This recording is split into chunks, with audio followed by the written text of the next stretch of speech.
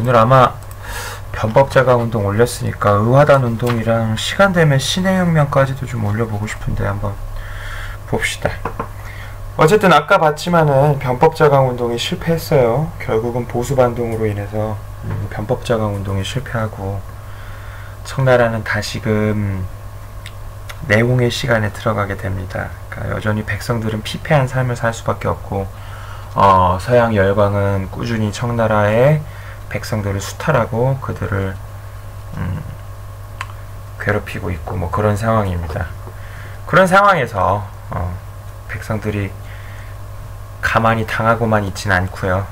언제나 뭐 여러 형태로의 저항 운동이 등장하게 되는데 그 중에서도 옛날에 배웠던 게 태평천국이고 그 다음에 지금 나오는 게 이제 의화단 운동이에요. 이 의화단이라고 하는 게 어떤 거냐면은 역시나 종교 집단이긴 한데 그게 뭐 그냥 뭘 신을 믿는 이런 종교는 아니고 약간 뭐라고 할까? 신통력을 믿는다고 해야 되나? 어쨌든 좀 신비한 신비 집단이라고 하면 되겠다. 신비 집단. 신비 집단? 신비한 집단이라고 하면 될 것 같아요. 신비한 집단이라고 하면 되는데 본인들 주장에 의하면은 그 의화권이라고 하는 전통 무술 같은 걸 익히면 총에 맞지 않는다 라는 얘기를 막 하고 다녔던 사람들이에요. 나 옛날에 여러분 본 적 있나? 니들 혹시 황비홍이라고 들어봤냐? 황비홍이라고 옛날 영화 이현걸이 주연했던 황비홍이라는 영화가 있었는데 여기에 얼핏 의화단이 한번 나왔던 것 같단 말이에요. 본 적 없을 텐데 그때 내 기억에 막 얘네가 무슨 의화단 애들이 이상한 주문 같은 걸 막 외우고 가면은 막 총에 맞지 않는다면서 그런 얘기가 있었어요. 없나? 기억이 조금 섞였나? 기억이 좀 섞였나봐. 어쨌든 뭐 그런 내용이 있었던 것 같은데 어쨌든 의화단입니다. 의화단은 총에 맞지 않아. 그러니까 우리 이 의화권을 익혀서 뭐 하자는 거냐면 서양 세력을 몰아내자는 거예요. 서양 세력을 몰아내자. 우리를 괴롭히는, 우리가 왜 이렇게 힘들게 됐냐, 그거는 영국, 프랑스 이런 애들이 애초에 와가지고 청나라 괴롭히고 우리를 괴롭혀서 그런 거다. 그러니까 서양 세력을 몰아내자. 즉 청나라를 도와서 서양 세력을 타도하자. 이게 의화단 운동의 주장이에요. 이걸 우리가 뭐라고 부르냐면 부청멸량이라고 부릅니다. 청나라를 도와서 서양 세력을 멸하자라는 반제국주의 운동이에요. 반제국주의 운동입니다. 그럼 얘네가 뭐 하겠어요? 서양 세력 뭐 서양 근대 시설을 파괴 공작하고요. 선교사를 죽이기도 하고요. 그다음에 뭐 교회를 불태우고요. 파괴를 합시다. 방화하고요. 뭐 등등등등등. 이런 식의 서양 세력의 침략에 그 기본 앞장섰었던 근대 시설들을 파괴하고 그것들을 없애는 활동을 해요.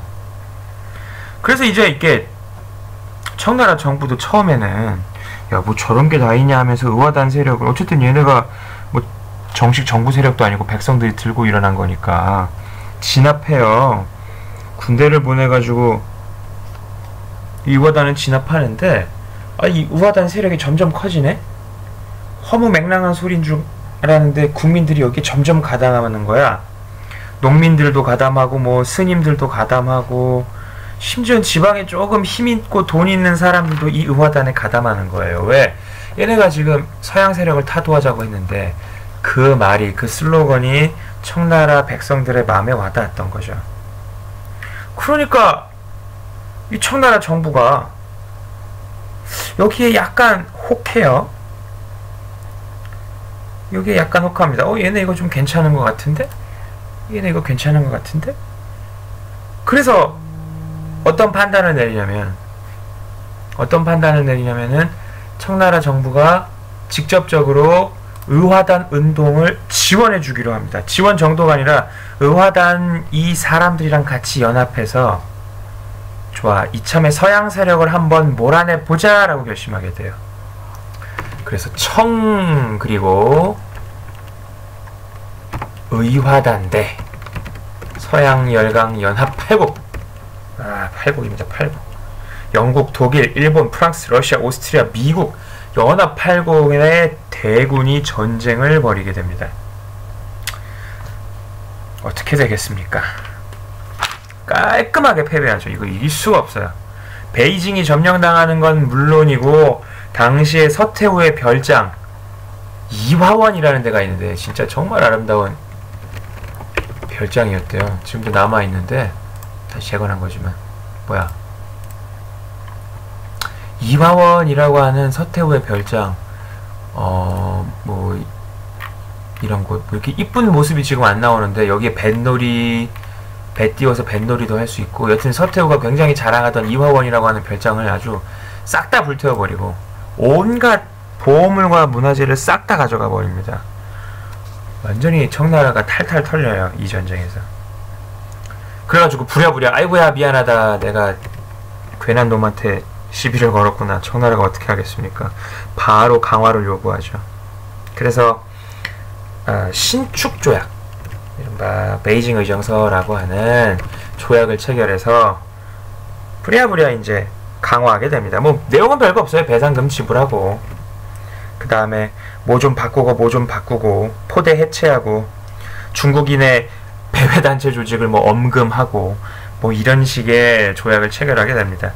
이게 이제 뭘 보여주는 거냐면 청나라가 사실상 망하기 직전까지 왔다는 걸 말해주는 거예요. 개혁도 2차례 실패했지. 제대로 된 세태 판단도 못해서 의화단이라고 하는 신비주의 집단이랑 연합하지 않나 거기에서 무모한 서양 열강과의 전쟁을 벌이고, 그걸 또 패배해가지고 온갖 배상금을 지불해야 되고 수도를 점령당하고, 이거는 청나라가 사실상 멸망 직전의 상황까지 왔다라고 보면 됩니다. 실제로 이제 청나라를 보는 백성들, 지식인들의 시선이 어떻겠어요? 청나라는 이제 끝났구나 라고 생각하는 거죠. 즉 청나라의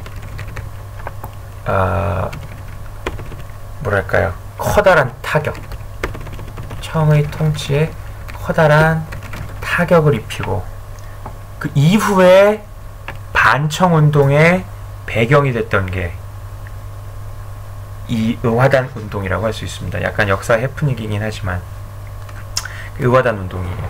교과서엔 길게 안 나옵니다.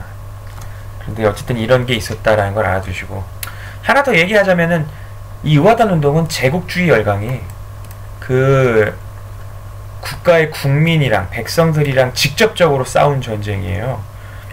물론 청나라가 도와주긴 했지만 사실은 제국주의 열강이 청나라의 지배를, 제국주의적 수탈을 원활하게 하기 위해서 백성들을 직접 때려잡은 추악한 전쟁이 바로 이 전쟁이라고 할 수 있습니다.